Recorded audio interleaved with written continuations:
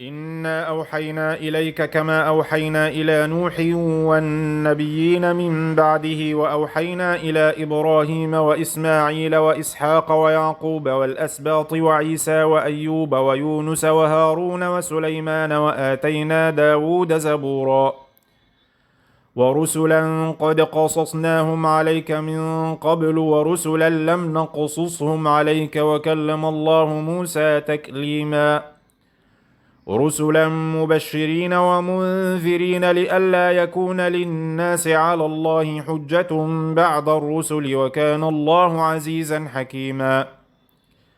لكن الله يشهد بما أنزل إليك أنزله بعلمه والملائكة يشهدون وكفى بالله شهيدا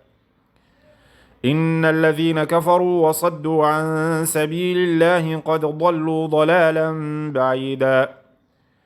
إن الذين كفروا وظلموا لم يكن الله ليغفر لهم ولا ليهديهم طريقا إلا طريق جهنم خالدين فيها أبدا وكان ذلك على الله يسيرا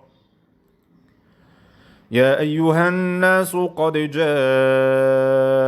الرسول بالحق من ربكم فآمنوا خيرا لكم وإن تكفروا فإن لله ما في السماوات والأرض وكان الله عليما حكيما